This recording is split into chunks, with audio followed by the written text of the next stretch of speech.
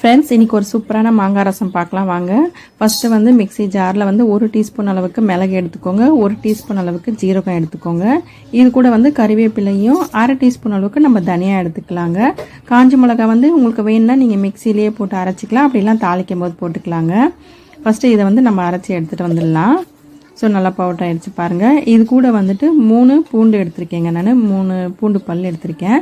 So இந்த size அளவுக்கு நான் மாங்காய் எடுத்திருக்கேன். இதை வந்து பார்த்திங்கன்னா வாஷ் பண்ணிட்டு தோலெலாம் நீக்கிட்டு பீஸாக கட் பண்ணி நம்ம மிக்ஸி ஜாரில் போட்டு அரைச்சிக்கலாங்க. நான் வந்து நல்லா இந்த மாதிரி கட் பண்ணி எடுத்திருக்கேங்க. ஸோ அந்த பவுடர்லேயே வந்து இந்த மாங்காவை போட்டு அரைச்சி எடுத்துக்கோங்க. நல்லா அந்த பேஸ்ட் மாதிரி ரெடி பண்ணிக்கோங்க. ஓகே, இப்போ இது ரெடி ஆகிடுச்சு. நம்ம வந்து தாளிச்சிக்கலாங்க. கடாயில் வந்து பார்த்திங்கன்னா எண்ணெய் சேர்த்துக்கோங்க. எண்ணெய் சூடான பிறகு நம்ம வந்து கடுகு சேர்த்துக்கலாம். கடுகு வந்து நல்லா பொரிஞ்சிட்டே வரும்போது கொஞ்சமாக வந்துட்டு வெந்தயம் சேர்த்துக்கோங்க. நம்ம நார்மலாக ரசத்துக்கு சேர்ப்போம் இல்லையா, அந்த அளவு சேர்த்தா போதும்.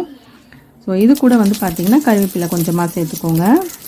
பச்சை மிளகாய் வந்து ஒன்று நான் சேர்க்குறேன். இப்போ வந்து காஞ்ச மிளகாய் வந்து நான் சேர்க்குறேங்க. தாளிக்கும் போது உங்களுக்கு வேணால் மிக்ஸி ஜார்லேயே போட்டு அரைச்சிக்கலாம். நீங்கள் உப்பு சேர்த்துக்கோங்க தேவையான அளவுக்கு. இது கூட வந்துட்டு நம்ம பெருங்காயம் சேர்த்துக்கலாம். நல்லா வாசனையாக இருக்கும், நல்லா ஜீரண சக்தி கொடுக்கோங்க. ஸோ மஞ்சத்தூள் கொஞ்சமாக சேர்த்துக்கோங்க. அப்புறமா வந்து நம்ம அரைச்சி வச்சுருக்கிற அந்த விழுதை வந்து நம்ம சேர்த்துக்கலாம். விழுதை சேர்த்துட்டு அந்த மிக்ஸி ஜார்லேயே தண்ணி ஊற்றிட்டு நம்ம வந்து இதில் ஆட் பண்ணிடலாங்க. கொஞ்சம் நல்லா தண்ணி ஊற்றிக்கோங்க. அதுவும் தண்ணி ஊற்றி நல்லா கொதிக்கும் போது தான் கரெக்டான கன்சிஸ்டன்சியாக இருக்கும் அது. ஸோ இப்போ வந்து நம்ம தேவையான அளவுக்கு நம்ம தண்ணி வந்துட்டு ஆட் பண்ணிவிட்டு அதுக்கப்புறமா வந்து நல்லா கொதிக்க விடணுங்க. இந்த ரசம் வந்து பார்த்திங்கன்னா சீக்கிரமாக செஞ்சிடலாம். ஸோ இதுக்கு புளியெல்லாம் எதுவுமே தேவையில்லை. மாங்காய் சீசன் இருக்கும்போது இதை செஞ்சு பாருங்கள், ரொம்ப சூப்பராக இருக்கும். நல்லா சூடான சாப்பாடோட இதை சாப்பிடும்போது ரொம்ப ருசியாக இருக்குங்க. ஸோ நல்லா கலந்து விட்டுட்டு உப்பு தேவைன்னா இன்னும் கொஞ்சம் நம்ம வந்து சேர்த்துக்கலாங்க. அடுப்பை வந்துட்டு மீடியமில் வச்சுட்டு நல்லா வந்து கொதிக்க விடணும் அதை. ஸோ கொதித்த பிறகு நம்ம வந்து அடுப்பை ஆஃப் பண்ணிடலாங்க. ஓகே, இப்போ பாருங்கள் நல்லா வந்து கொதிச்சுட்டே வருது.